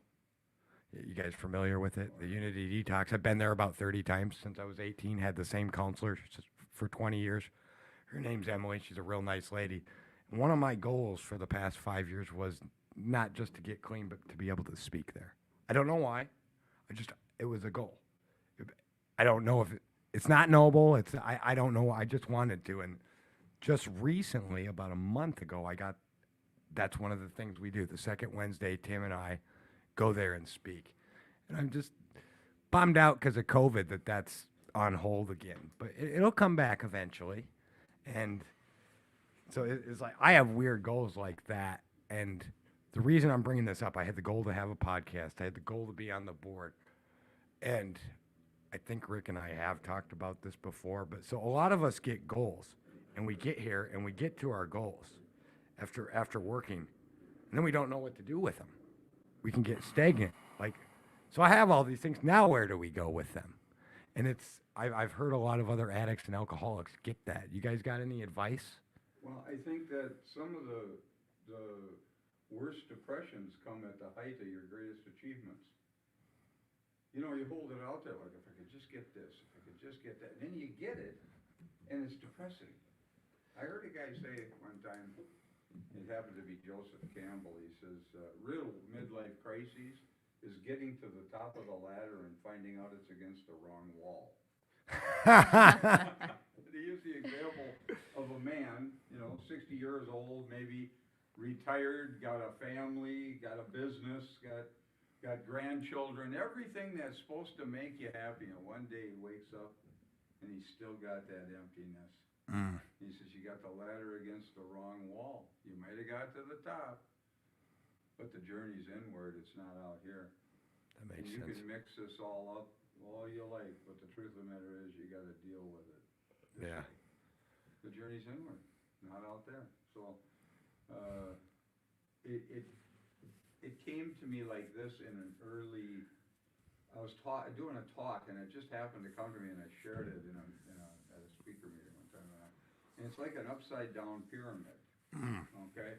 And it comes up like this, and this is the world of effects up here at the wide part, And you can try and solve problems up here all you like, but you never really solve anything. But if you go to the source, the cause, separation from God, if you heal the separation, it affects all the effects. You don't have to deal with each thing individually because they're just manifestations of that separateness. Mm-hmm. So it's not what I thought. The journey's not what I thought it was going to be. I'll tell you that. Jesse, thoughts? Well, keep chopping wood and hauling water. Keep helping people. And it's still just as exciting to run into somebody because these people will ask me to sponsor them. I'm like, okay. But you'd think over the years somehow that would get less interesting or less exciting, and it doesn't. Right. It's still interesting. And they're showing up to teach me something. See. Well, you might want to school yourself into thinking you're not doing good. I heard it That- put this way by a Jesuit priest. A good is never so good as when you don't know you're doing good. See, otherwise you think you're doing something, then you start directing it, and then it's a problem. And Right. you You can, don't know. yeah, and you can school yourself out of the good thing. It takes some time, but you can school yourself out of it. I like what you said because I have a different situation with my new sponsee, and I'm really excited knowing the guy a while. He's a real neat young guy, and but he's got more clean time than me. He's been clean 5 years coming up, but he's never worked the steps. He did a lot of it in prison. Whatever. He's got his story. So I think it's neat, and it excites me for some reason. And Yeah. he's a neat young guy, and he's #1 volunteer at the club right now. And we had talked about it on the phone, and it come up. So now we're doing the steps, and I'm sponsoring him. And I don't know, it's just neat stuff like that. Like you said, it doesn't get less exciting. Stuff like that is what really gets me. It gets me when I have these conversations. So one of the things I do for work for the sober house company that I work for, New Spirit, is I call all the new people when they're in there, and I say, hey, are you getting all the rules? Are you struggling? Do you need resources? And it opens up it opens up some cool conversations that I wouldn't get to have. Some of them are, yeah, sure, I'm great, boss. Thanks for calling me. I'll keep your number. Talk 2-minute conversations. But sometimes I get to have conversations I wouldn't have had ever because I wouldn't know these people, and it's about recovery. And it goes everywhere from child support to making amends with your kids to, walking in a field. You never know where these conversations go. And it still gets me jazzed up, like you were saying. So that, Well, you know what happens, they come into your life so that you can teach them what you need to learn. that is an interesting concept, and I think you're right too. I never get more like, so when I'm working with a sponsee and working the steps, I've said this to Mandy a lot. I feel like I learn more about the step. Like I feel Well. like it's the shit that I missed last time or Yep. whatever. Perspective. Your perspective continuously shifts every time you work through the steps, whether it's you working the steps or helping somebody else work through the steps. You get to see it through a new set of eyes every single time. And it's like reading. Sometimes I'll go through the text and it's like reading it again for the very first time. Right. And having that aha moment. I may have read it 10 times before, but all of a sudden I have an aha moment and how it relates today for me. And I know I always say this to Rick and Jesse, especially Rick when he says that. I tell you what Jason told me the first time. I said, I am reading this big book, and I know I've read it like 20 times, but I'm getting new things out of it. And he said, you know why that is, right?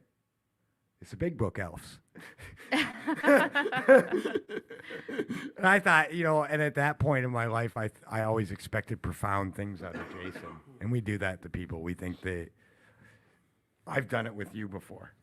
Where I just always, you and Jesse, I just always expect these profound things, and then I go out to dinner and you tell jokes, and you're just a person, because we all are. We're just normal people. And then, Yeah, the normal. not part, normal, You might but wanna, we're you might want to humans. reconsider that a little bit, but. Okay, take the normal out. But so, you guys got any closing thoughts before we get into gratitude?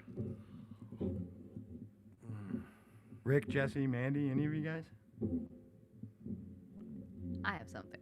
And I wrote it down when Jesse was talking, and Ted, you talked about it too, thinking that you're the good guy, right? And that really resonated with me. Even when I was in my job, I did a lot of customer service work, and they'd be like, what's your favorite part of the job? And I'd be like, I get to put on my superhero cape and solve everybody else's problems, right? And I was trying to do that in life too, and that meant me always being right, never being in the wrong. And I think one of the biggest revelations for me from that good guy persona was being able to admit to myself that there were several times over that I was also the villain in my story too, and not always the hero. So I relate to that. Well, they say you're always a villain in someone's story. Indeed. Y'all can't be Batman or vigilante. Yeah, that was one of the things I had to get myself out of is, I'm not, when I was using and when I'd get sober, I'd get these self-righteous moments, and I'd feel like I needed to be karma for people. And like, You're gonna direct that. yeah, and like, I finally someone had a talk with me, and they're like, you're not fucking Batman, Ted. And until I see you have a couple $1 billion, we're not having this conversation. Mind your own business. And he told me to mind my own business. When you have a couple $1 billion, we can have this conversation again. Until then, pay attention. Can help you with that. I've heard that a few times. We're going to have an Al-Anon speaker on sometime this year. I went to one Al-Anon meeting this spring, and it was pretty good, actually. Yeah. It was helpful. Most alcoholics are flaming Al-Anons underneath the surface. Right. And then they use sponsorship to control. They're the Batmans of AA. Yeah. Become Oh a my- big ass, Yeah. You know something. Oh my God! Every time I Somebody who knows something. every time I think I know something, it blows up in my face. Mhm. Still. So let's get into gratitude, and then we'll do the out show promo. Hey Mandy, what are you grateful for today? I'm grateful that I got to sit in with you guys and listen to you talk. When you guys were on last, I was actually driving up north with my father. Um, and as I'm listening, my dad first got into the program when I was 4. So he knows like the old school AA kind of rooms and things like that. And the second I heard you guys talking, I had my earbuds in, but I'm like, hey, can you turn on your radio? Will you listen to this with me? And I got to have a moment with him and shared recovery, which we have our moments, but this was something different. Um, so getting to share that with my father and watching him nodding along like vigorously to the stories you guys were telling and how the step that you were working related in your lives, seeing the light bulb go off for him as he's nodding as he's driving along, it was a beautiful moment for me. So getting to sit in with you guys and hear you guys talk about step 1 has been amazing. Jesse, what are you grateful for today? What am I grateful for today is that you sent the list of the dates, because we checked that, and that list is what made it possible to not forget this one. But I'm grateful for Alcoholics Anonymous, and this has been a lot of fun. Thanks. Heck yeah, I'm looking forward, and a lot of other people are looking forward to this through the year, and we'll see what it goes, and maybe we'll make adjustments, whatever. It's going to kind of evolve and grow. Matt, what are you grateful for? And your quote afterwards. I'm grateful for my job that I've worked for now for 2 weeks, getting my first paycheck today. I'm grateful for this meeting in itself, because this Monday that just passed, someone came up to me after a meeting, asked me to be their sponsor. So I got my first sponsee that actually lives at my residence, which is great. So it's a lot easier for me to do like sponsor work with them at my residence. Like, 'cause I get my Friday, Saturdays off from work, so I can spend like a Saturday with my sponsee and go through the steps if he wants to do that, or just go to a meeting with him. Like, he was here tonight at the meeting I chaired, so you have to be here for a speaker meeting and hear some people speak about some good things. I'm grateful for my relationship, because and hopefully in like a month or two I'm gonna be moving to St. Paul area, so it'll be nice. So this quote that I picked for this week, I think it fits with step 1. Believe that you can do it, for when you believe, doors will open unto you. That's just believing that you're powerless over your addiction or alcohol, whatever it is. If you believe you're powerless and you need recovery, it's going to happen. It kind of goes along with that reading that Rick had. It's kind of similar. Did you, just curious, and you don't have to answer, but did you pick that on that, or did you already have it picked out? I already had it picked out, actually. Yeah, God's crazy like that. Rick, what are you grateful for today? Well, it's not only just today. Years ago, I used to do a gratitude list. I do transcendental meditation, and there's a 2-minute period at the end where you come out of the meditation slowly. You don't want to come out too quick. So you sit there with your eyes closed without the mantra. And sitting there, I started to do a gratitude list. And I would go through all the people who were difficult in my life. The people who have been difficult are the ones that I've grown from, not the people who have been easy. Anybody can love people that they love, but can you love the person who really bothers you? You know, there's a tendency to want to run away from those people. And I've been drawn and had relationships, and not just male-female, but other relationships that were important, but there were conflicts that I had to work through. And those are the people who really have had an impact and growth for me, not the easy ones. So I've always got gratitude for difficult people in my world, and that's where the real changes have happened for me. And I do a gratitude list. Sometimes I sit there for 15, 20 minutes talking, thinking about all the people who've been hard, and I got stretched. Wasn't pleasant, but it was necessary, and it was transformative. I was going to say there's a lot of growth in that, what you're talking about. Well, that's where the growth is. Yeah. you know. Mm-hmm. Hey, Tad, what are you grateful for? So I'm just grateful for my life.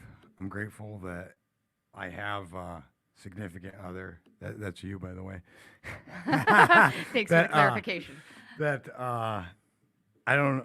Not that we're the same, but we talk about shit when difficult shit happens, and it's not that life is easy, but we get through it, and I don't know that we're on a similar path of helping people, and it's just cool. I'm grateful for this show. I'm grateful for my life that I get to have, and I'm grateful as heck that you guys said yes to being on once a month and us doing this once a month. And I'm just looking forward. I think we knocked it out of the park, which I knew you guys were gonna do. And I mean, we got a great show next week too. Chelsea and Leon are gonna be back on. They were some of our first guests. They had come on for the Christmas show, which so many people did, so that was crazy. Do you guys hear we had a Christmas show this year? Yeah. So we did do every COVID year. Christmas special. Yeah, the COVID Christmas special is what most of us ended up with COVID afterwards, after the show. So that Get that out of the way. yep. Yeah, he's the only one that didn't get COVID, but also he's the only one that wasn't here. I didn't get COVID. Oh yeah, you got influenza I was gonna say instead. I caught a different plague. Same time. Yeah, but so we give away we gave away like $1,500 worth of prizes to our listeners, but this year I had him. Our first Christmas guest, he came on and guest host, and me and Tim kind of stood in the background because we had like 20 people in and out of here, and I had him read Christmas stories, or they came and read Christmas stories. At the end, I told a story about my cat that I got from the Sober House cat, the cat that saved my life, Jess the Sober House cat, and it was pretty cool. So like, I'm just expanding on stuff like that, and it was controlled chaos because 20 alcoholics reading Christmas stories and trying to give away prizes. So, we were doing AA trivia to give the prizes away to our listeners. And so I guess those are things I'm grateful for too.